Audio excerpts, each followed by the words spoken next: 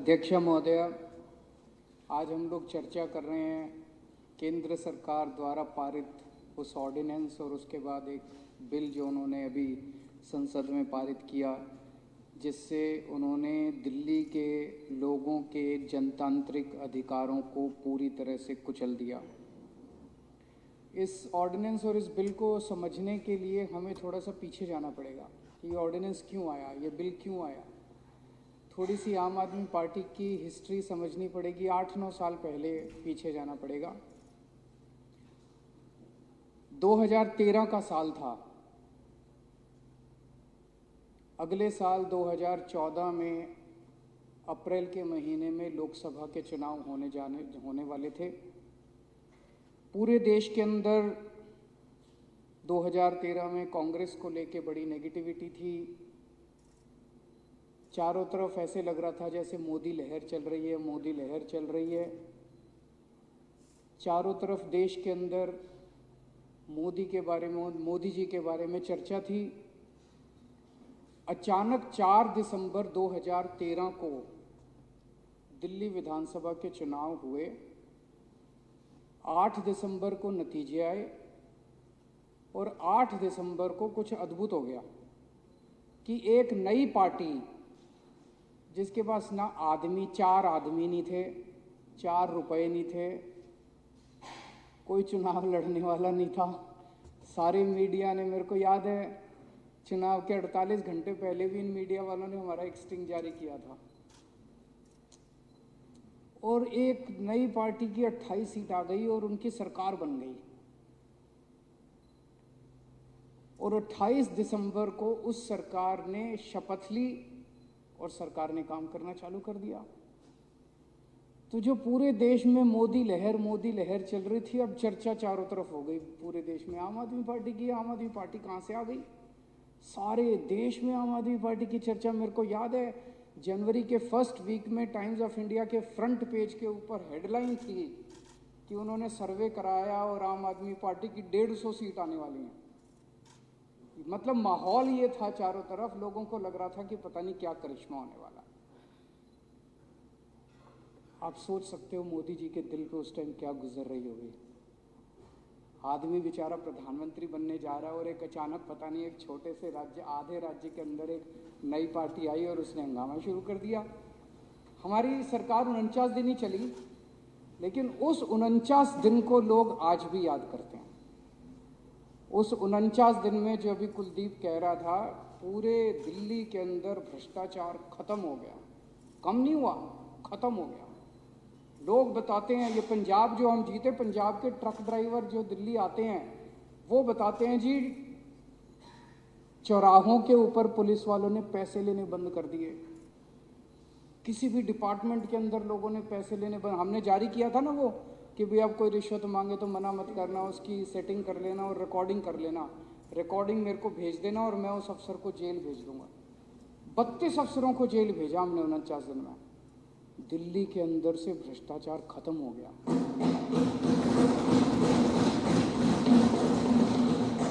लोगों ने कभी ऐसी सरकार देखी नहीं थी और उसकी चर्चा पूरे देश में। उसके बाद कोई महिला सुरक्षा को लेके 2-3 केस आए, जब दिल्ली का मुख्यमंत्री सड़क के ऊपर जाके 2 या 3 दिन के लिए रात भर में वहां सोया था। पूरे देश का सारा मीडिया हमारी चर्चा कर रहा था। मोदी जी तो उनको लगा यार ये क्या हो गया, अभी तक तो चर्चा उन्हीं की चल रही थी। दिल्ली के अंदर बिजली के रेट एकदम से आधे हो गए। दिल्ली के अंदर पानी मुफ्त हो गया। और उस वक्त जो इस देश का सबसे अमीर आदमी था, उसके खिलाफ बाय नेम एफआईआर दर्ज करानी।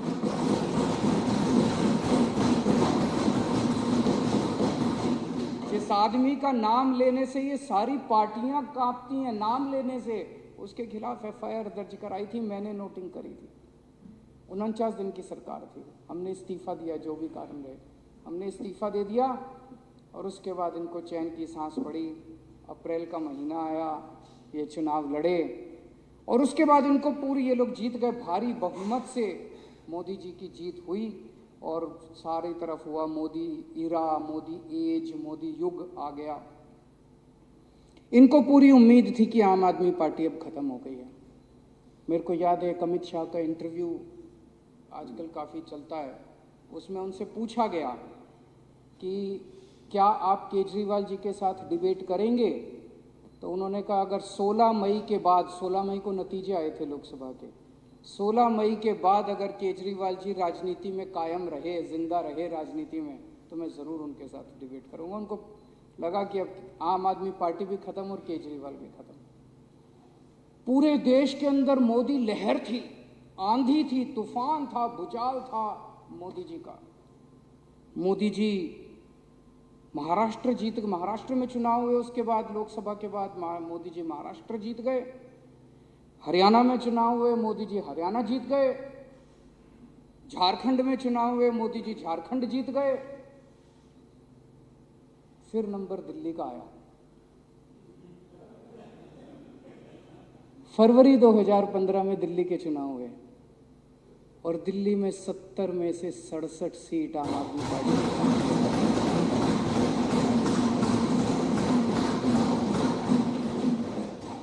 3 सीट पे सिमट गई भारतीय जनता पार्टी। मोदी जी की पार्टी 3 सीट के ऊपर सिमट गई।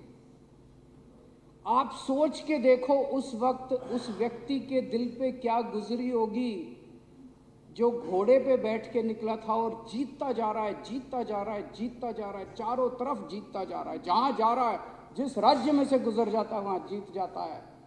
और उसका रथ दिल्ली वालों ने रोक दिया, उसका घोड़ा रोक दिया। वो लव और कुश ने, दिल्ली वालों ने उनका घोड़ा दिल्ली वालों ने रोक दिया। उस दिन मोदी जी ने कसम खाई थी, इस आम आदमी पार्टी को मैं खत्म करूंगा और इनकी सरकार को खत्म करूंगा। पर भगवान तो भगवान है, भगवान ने कुछ और ही सोच रखी थी। एक तरफ मोदी जी का पूरा तंत्र लग गया आम आदमी पार्टी को खत्म करने के लिए, आम आदमी पार्टी को तहस नहस करने के लिए पूरा तंत्र लग गया। और ऊपर वाले का करिश्मा देखो, ऊपर वाले ने 9 साल के अंदर आम आदमी पार्टी को इस देश की तीसरी सबसे बड़ी पार्टी,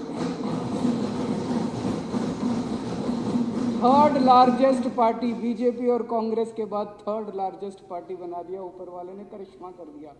मोदी जी का पूरा तंत्र लग गया। उन्होंने पूरी कोशिश की खत्म करो इनकी पार्टी को। उसके ऊपर भी मैं आऊंगा अभी एक एक करके। तो हमारी सरकार बनी 14 फरवरी 2015 को। 23 मई, फरवरी, मार्च, अप्रैल, मई, 3 महीने के अंदर प्रधानमंत्री जी ने एक आदेश पारित किया। एमएचए ने, केंद्र सरकार ने एक आदेश पारित किया कि अब दिल्ली सरकार का एंटी करप्शन ब्रांच और सर्विसेज के ऊपर कोई अधिकार नहीं रहेगा। केंद्र सरकार कैसे कर सकती है यार? संविधान में लिखा है ये हमारा है। कल को कह देंगे उड़ीसा सरकार का बिजली के ऊपर कोई अधिकार नहीं रहेगा। अरे बिजली स्टेट गवर्नमेंट का सब्जेक्ट है यार। कल को कह देंगे महाराष्ट्र का एजुकेशन के ऊपर कोई अधिकार नहीं रहेगा, एजुकेशन स्टेट सब्जेक्ट है यार। कल को कह देंगे तमिलनाडु का व्यापार के ऊपर कोई शब्द नहीं रहे। तो बिल्कुल असंवैधानिक ऑर्डर, अनकॉन्स्टिट्यूशनल ऑर्डर पास कर दिया कि दिल्ली की चुनी हुई सरकार का एंटी करप्शन ब्रांच और सर्विस। एंटी करप्शन ब्रांच क्यों करा? क्योंकि जो 49 दिन की हमारी सरकार थी उसमें एंटी करप्शन ब्रांच को इस्तेमाल करके मैंने दिल्ली में भ्रष्टाचार रोका था। मोदी जी नहीं चाहते थे कि हम भ्रष्टाचार रोकें।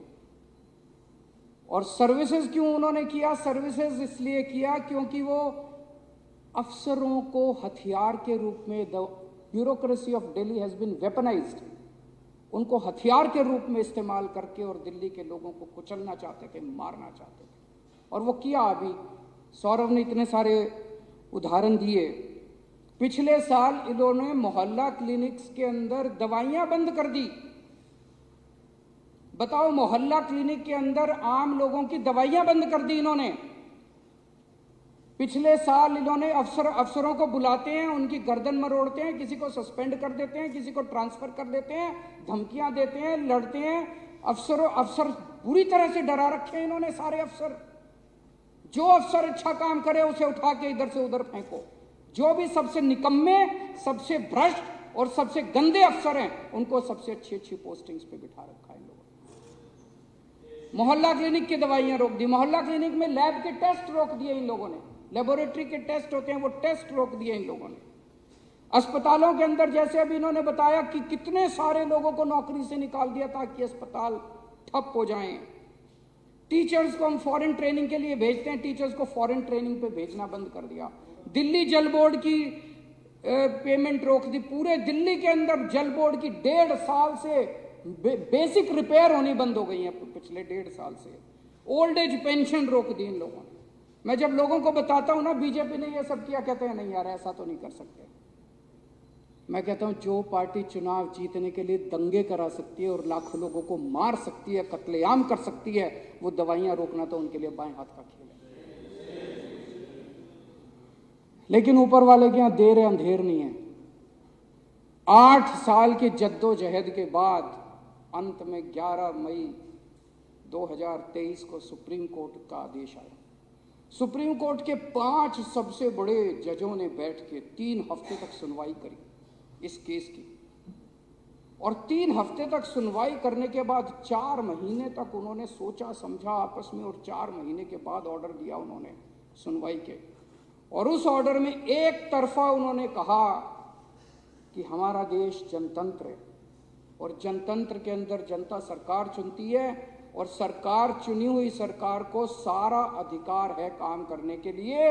अफसरशाही के ऊपर दिल्ली की चुनी हुई सरकार की ही पावर होगी, एलजी की भी पावर नहीं होगी और मोदी जी की भी पावर नहीं होगी। ये कोर्ट के आदेश में लिखा है कि केंद्र सरकार की भी पावर नहीं होगी और एलजी साहब की भी पावर नहीं होगी। साफ साफ आदेश, इसके बाद कुछ बचा नहीं था। लोगों को लगा अब तो खत्म हो गया, लेकिन लोगों को इनकी बेशर्मी की हदें नहीं पता। 11 मई को ऑर्डर आया, 19 मई के बाद सुप्रीम कोर्ट की छुट्टियां होने वाली थी, 20 मई से छुट्टी होने वाली थी। 19 मई की शाम को 5 बजे सुप्रीम कोर्ट बंद हुआ, 20 मई से छुट्टी होने वाली थी। किसी ने सोचा नहीं था 19 मई की रात को 10 बजे इन लोगों ने एक ऑर्डिनेंस पास किया और सुप्रीम कोर्ट के आदेश को पलट दिया। इन लोगों ने सुप्रीम कोर्ट के आदेश को उल्टा कर दिया, सुप्रीम कोर्ट के आदेश को खारिज कर दिया। पूरा देश स्तब्ध रह गया कि एक ऐसा प्रधानमंत्री आया है जो सुप्रीम कोर्ट को नहीं मानता, एक ऐसा प्रधानमंत्री आया है जो कहता है सुप्रीम कोर्ट जो ऑर्डर पास करेगा मैं उसको पलट दूंगा। अगर सुप्रीम कोर्ट ही नहीं बचेगा इस देश के अंदर तो इस देश के जनता की रक्षा करने वाला कौन बचेगा? इस देश की जनता को न्याय कौन दिलाएगा? सारा देश स्तब्ध। मैं जहां भी जाऊं लोग कहें यार मोदी जी तो सुप्रीम कोर्ट को भी नहीं मानते, मोदी जी तो सुप्रीम कोर्ट को भी नहीं मानते, मोदी जी तो सुप्रीम कोर्ट का आदेश भी पलट। सारा देश स्तब्ध था। उसके बाद अब ये बिल लेके आए, ऑर्डिनेंस को रिप्लेस करने के लिए बिल लेके आए। मैं सुन रहा था, माननीय गृह मंत्री अमित शाह जी का भाषण सुना मैंने। 2 घंटे भाषण दिया उन्होंने। उस 2 घंटे में एक लाइन भी उन्होंने ये नहीं बताई कि इस बिल को लाने से इस देश की जनता का क्या फायदा होगा, दिल्ली की जनता का क्या फायदा। बार बार बस एक ही लाइन बोल रहे थे, हमारे पास पावर है, संविधान ने हमें पावर दी है ये कानून लाने की, हमारे पास पावर है, सुप्रीम कोर्ट ने हमें पावर। अरे पावर तो तुम्हारे पास सारी है, तो डुबोगे क्या इस देश को? लेके डूबोगे क्या इस देश को? मारोगे क्या लोगों को? तानाशाही करोगे क्या इस देश के ऊपर? कत्लेआम करोगे क्या लोगों का? पावर तो सारी है तुम्हारे पास। इसी लोगों ने पावर दी है, एक दिन छीन भी लेंगे तुम्हारी पावर। ये जो power power power power power का नशा तुम्हारे अंदर हो रहा है। बस एक ही लाइन बोल, पावर है हमारे पास, पावर है हमारे पास, पावर है हमारे पास। पावर किस लिए दी है तुमको? पावर इसलिए दी है कि जनता का भला करो, पावर इसलिए दी है कि जनता के लिए काम करो, पावर इसलिए दी है कि लोगों को रोजगार दिलाओ, पावर इसलिए दी है कि सड़क दो, बिजली दो, पानी दो, जनता के लिए काम करो। पावर इसलिए नहीं दी कि जनता के अधिकारों को कुचल दो तुम, पावर इसलिए नहीं दी कि संविधान को कुचल दो तुम। एक चीज सोचने वाली है, इन लोगों को ऑर्डिनेंस क्यों लाना पड़ा? इन लोगों को ऑर्डिनेंस इसलिए लाना पड़ा क्योंकि अब इन्होंने दिल्ली नहीं पूरे देश के अंदर कत्लेआम मचा रखा है। जहां नॉन बीजेपी की गवर्नमेंट है, सबको 2 तरीके इन्होंने अपनाए हैं, 2 हथियार हैं इनके पास जिससे ये सरकारें गिरा रहे हैं। या तो पैसे देते हैं और या फिर ईडी सीबीआई छोड़ के उसको धमकी देते हैं, गिरफ्तार कर लेते हैं और फिर बेल तभी होती है जब वो अपनी पार्टी बदलता है, उसके बाद ही बेल होती है। इन्होंने दिल्ली में दोनों हथियार इस्तेमाल किए। अभी तक ये 9 राज्यों के अंदर प्रधानमंत्री जी अब एक ये नया घोड़ा लेके चले हैं। पहले भी एक घोड़ा लेके चले थे, अब जो रथ लेके चले हैं उस रथ में 3 घोड़े हैं, एक ईडी, एक सीबीआई और एक कैश।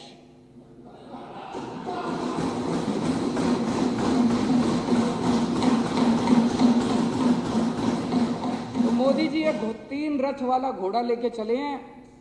इस रथ से इन्होंने अरुणाचल प्रदेश जीत लिया, अरुणाचल प्रदेश की सरकार गिरा दी, मध्य प्रदेश की सरकार गिरा दी, कर्नाटक की सरकार गिरा दी, पुडुचेरी की सरकार गिरा दी, मणिपुर की सरकार गिरा दी, गोवा की सरकार गिरा दी, महाराष्ट्र की सरकार गिरा दी, उत्तराखंड की सरकार गिरा दी, मेघालय की सरकार गिरा दी।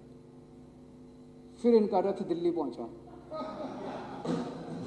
दिल्ली में उन्होंने, आप में से कई लोगों ने आके बताया कि कई लोगों के पास गए थे, बोले 25-25 करोड़ रुपए ले लो, है ना। दिल्ली वालों ने हीरे चुन के भेजे हैं जो एक आदमी ने बिका।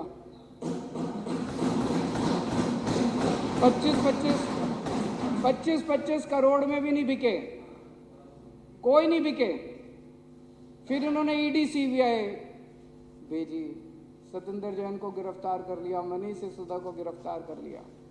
अभी हम महाराष्ट्र के अंदर तो खेल देख ही रहे हैं, जो जो पार्टी छोड़ के उनकी पार्टी में जा रहे हैं सबकी बेल होती जा रही है, सबकी बेल होती जा रही है, ईडी की सबकी। आज अगर मनीष सिसोदिया और सत्येंद्र जैन अगर इनकी पार्टी में शामिल हो जाए, कल बेल हो जाएगी। कोई उन्होंने कुछ गलत काम थोड़ी कर रखा है, ये तो नौटंकी चल रही है। तो उनकी वो भी अब डटे हुए हैं कि तुम्हारी ईडी सीबीआई जो मर्जी कर लो, पूरी जिंदगी जेल में रख लो, लेकिन तुम्हारी पार्टी में नहीं आएंगे।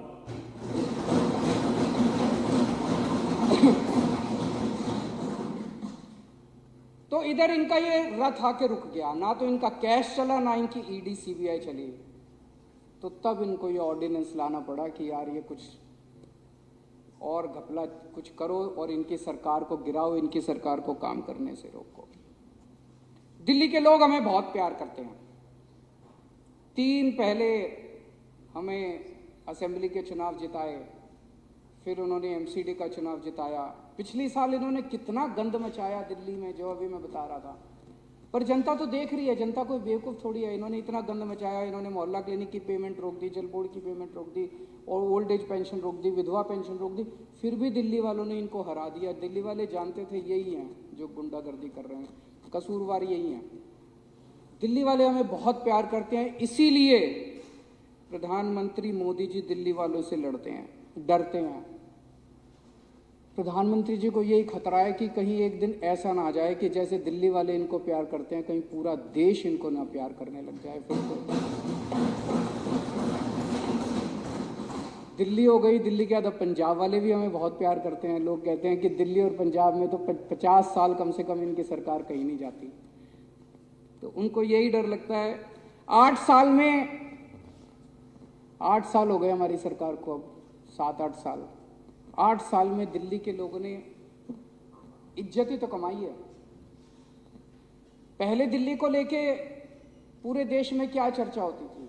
कॉमनवेल्थ घोटाला, सीएनजी घोटाला। पूरे देश में जब भी कोई दिल्ली वाला जाता था, अच्छा तू दिल्ली से आया, वही सीएनजी घोटाला, कॉमनवेल्थ घोटाला, ये घोटाला, वो घोटाला, घोटाले से जाने जाते थे।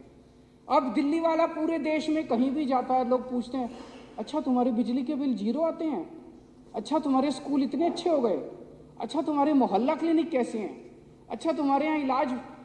लोग, दिल्ली के लोगों की पूरे देश में इज्जत बढ़ गई। लोगों के बाहर से रिश्तेदार आते हैं, मेरे को बताते हैं लोग, बाहर से रिश्तेदार आते हैं। कितने लोग सोशल मीडिया पे डालते हैं, आज मैं बाहर से आया, मैं टैक्सी में बैठा, मैंने टैक्सी ड्राइवर से पूछा, टैक्सी ड्राइवर खूब तारीफ कर रहा था स्कूलों की। आज मैं बाहर से आया, मैं ऑटो में बैठा, मैंने ऑटो ड्राइवर से पूछा, वो खूब तारीफ कर रहा था दिल्ली के अस्पतालों की। इतनी इज्जत दिल्ली के लोगों ने इज्जत ही तो कमाई है पिछले 8 साल के अंदर। इन्होंने हमारे इतने काम रोके, पूरी कोशिश कर ली। पिछले 8 साल से प्रधानमंत्री जी पर्सनली लगे हुए हैं हमारे सारे काम रोकने के लिए। उसके बावजूद भी हमने स्कूल ठीक कर दिए, मोहल्ला क्लिनिक बना दिए, अस्पताल अच्छे कर दिए, अस्पतालों के अंदर इलाज मुफ्त कर दिया, महिलाओं का किराया मुफ्त कर दिया, बिजली 24 घंटे कर दी, बिजली फ्री कर दी, पानी घर घर पहुंचा दिया, पानी फ्री कर दिया, तीर्थ यात्रा करा के ला रहे हैं बुजुर्गों को, कच्ची कॉलोनियों के अंदर इतना बड़ा सड़क बना रहे हैं, पानी की पाइपलाइन लगा रहे हैं, सीवर का नेटवर्क लगा रहे हैं। ओल्ड एज पेंशन आज सबसे ज़्यादा पूरे देश में दिल्ली के अंदर मिल रही है। सबसे कम महंगाई, ये मैं नहीं कह रहा, केंद्र सरकार का आंकड़ा कह रहा है, सबसे कम महंगाई आज दिल्ली के अंदर है, दिल्ली के लोगों के। और जगह जगह सड़कों का निर्माण कितने काम कर रहे हैं। मेरे को लगता है अगर सबसे ज़्यादा काम करने का कोई नोबेल प्राइज होता तो वो दिल्ली की जनता को, 2 करोड़ लोगों को मिलता। मुझे कई बार लगता है कि भगवान की कृपा है दिल्ली वालों के ऊपर कि इतनी सारी, इतनी शक्तिशाली शक्तियां हैं जो दिल्ली के कामों को रोकने की कोशिश कर रही हैं। लेकिन भगवान जब सारे दरवाजे बंद कर देता है तो एक खिड़की कहीं से खोलता है। हर जगह कभी ना कभी कोई खिड़की खुल जाती है और दिल्ली वालों के काम हो जाते हैं। हमारे पास क्या है? कुछ नहीं है। ये पिछले 2 साल से सारी सीबीआई ईडी लगी हुई, अगर 100 करोड़ रुपए खा गए ये लोग। अरे कहीं कोई एक पैसा तो मिले। 100 करोड़ है कहाँ? 100 करोड़ खा गए। हमारे पास अगर है तो हमारे पास आशीर्वाद है। आज दिल्ली के स्कूलों में 18 लाख गरीबों के बच्चे पढ़ते हैं, उनका भविष्य बना दिया। उनके माँ बाप फीस देते हैं उनको। आज दिल्ली के मोहल्ला क्लिनिक में, दिल्ली के अस्पतालों के अंदर करोड़ों लोग अपना फ्री में इलाज कराते हैं। जिसका भी फ्री में इलाज होता है, ऑपरेशन होता है, बीमारी ठीक हो जाती है, वो हमें आशीर्वाद देके जाता है। आज दिल्ली के घर घर के अंदर 0 बिजली का बिल आता है। जितने गरीब हैं वो तो हमें आशीर्वाद देते हैं कि नहीं देते हैं?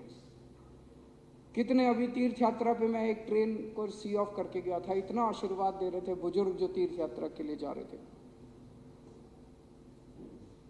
और जितने काम इन्होंने किया वो सारे पाप किए हैं और ऊपर वाला देख रहा है। इन्होंने लोगों के अस्पताल रोके, इन्होंने लोगों की दवाइयाँ रोकी, इन्होंने लोगों का पानी रोका। तो पाप अगर करोगे तो आपको उसका तो परिणाम भुगतना ही पड़ेगा और इसी जन्म में भुगतना पड़ेगा। किसी ने सही कहा है, ये जिंदगी भर यहीं बैठेंगे और अभी तो 8 हैं, देखना अगली बार 2 भी नहीं बचेंगे।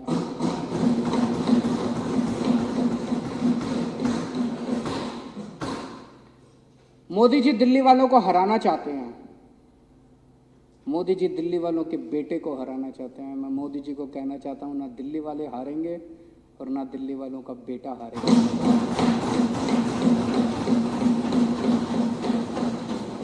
डट के मुकाबला करेंगे। और मैं आज दिल्ली के लोगों को कहना चाहता हूं, आपका एक भी काम मैं रुकने नहीं दूंगा। स्पीड थोड़ी कम हो जाएगी, मुझे पूरा उम्मीद है सुप्रीम कोर्ट के ऑर्डर आएगा, सुप्रीम कोर्ट से हम जीत के आएंगे, दिल्ली के लोगों के हक में वापस दिलाऊंगा और उसके बाद 100 की बजाय 200 की 300 की स्पीड से काम होगा। लेकिन तब तक काम रुकेंगे नहीं आपके। विदेशों में जाके बड़ी बड़ी बातें करते हैं प्रधानमंत्री जी, जनतंत्र की बात करेंगे, लार्जेस्ट डेमोक्रेसी की बात, और यहाँ आके डेमोक्रेसी को कुचलने की और क्रश करने का। मैं ये सोच रहा था, डेमोक्रेसी के कई सिस्टम होते हैं। कोई कहता है वेस्टमिंस्टर मॉडल, कोई कहता है प्रेसिडेंशियल फॉर्म ऑफ डेमोक्रेसी, कोई कहता है पार्लियामेंट्री फॉर्म ऑफ, अलग अलग मॉडल हैं। ये जो बिल आए हैं इसमें 3 मेंबर कमेटी बनाई है जिसमें मुख्यमंत्री होगा और 2 अफसर उसके सर पे बैठे होंगे। ये कौन सा मॉडल है? भगवान ही जानता ये कहां से लाए हैं। आरएसएस वालों का सबसे खुराफाती दिमाग होता है। ये संघी मॉडल है। भगवान ही जानता ये ऐसा मॉडल वेस्टमिंस्टर मॉडल है कि लंदन का, ये संघी मॉडल है जो ये डेमोक्रेसी का एक अलग ही मॉडल ये निकाल के लेके आए हैं। चौथी पास मॉडल है ये। दिल्ली के लोगों को मैं एक ही बात कहना चाहता हूं, आपने मुझे कुर्सी दी है, मैं आपकी कभी भी पगड़ी उछलने नहीं दूंगा।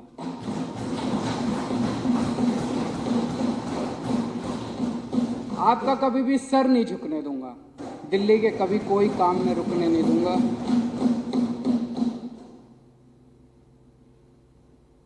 मेरे पास अभी कुछ दिन पहले कोई आया था बीजेपी वाला, वो कह रहा था या तो तुम भी बीजेपी को सपोर्ट कर दो और नहीं तो या तो तुमको झुका देंगे और या तुमको तोड़ देंगे। मैं उनको कहना चाहता हूं कि इस दुनिया में कोई माई का लाल पैदा नहीं हुआ जो दिल्ली की जनता को या तो झुका दे और या तोड़ दे। दुनिया में कोई माई का लाल पैदा नहीं हुआ जो केजरीवाल को झुका दे या केजरीवाल को तोड़ दे।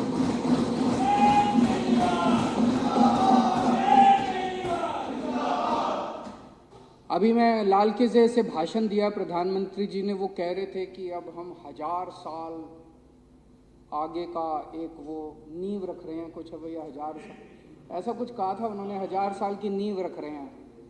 तो 1000 साल का अगर मॉडल यही है कि देश का एक प्रधानमंत्री होगा, 32 गवर्नर होंगे और वो प्रधानमंत्री दिल्ली में बैठ के और उन 32 गवर्नर के जरिए पूरा देश चलाएगा, तो मैं प्रधानमंत्री जी को कहना चाहता हूं कि 1000 साल तो क्या 5 साल भी आपका ये मॉडल 140 करोड़ लोग मिलके इस मॉडल को चलने नहीं देंगे आपका। हमने आज़ादी केवल अंग्रेजों को भगाने के लिए नहीं पाई थी। इस देश के लोग सरकार चुनेंगे, आप उस अधिकार को छीन नहीं सकते, आप जनतंत्र को कुचल नहीं सकते। केंद्र में भी सरकार लोग बनाएंगे, राज्य में भी सरकार लोग बनाएंगे, पंचायत में भी सरकार लोग बनाएंगे और म्यूनिसिपैलिटी में भी सरकार लोग बनाएंगे। आप अगर सोचो कि आप प्रधानमंत्री बनके और गवर्नरों के जरिए और लेफ्टिनेंट गवर्नर के जरिए पूरा देश चलाओगे तो 140 करोड़ लोगों का सामना आपको करना पड़ेगा। 1000 साल तो क्या 5 साल भी आपका ये मॉडल नहीं चलने वाला। और मेरा दिल कहता है आने वाले लोकसभा चुनाव के अंदर 7 सीटें दिल्ली में बीजेपी हार रही है और ये वाला चुनाव दिल्ली को पूर्ण राज्य दिलाने का के मुद्दे के ऊपर ये वाला चुनाव है।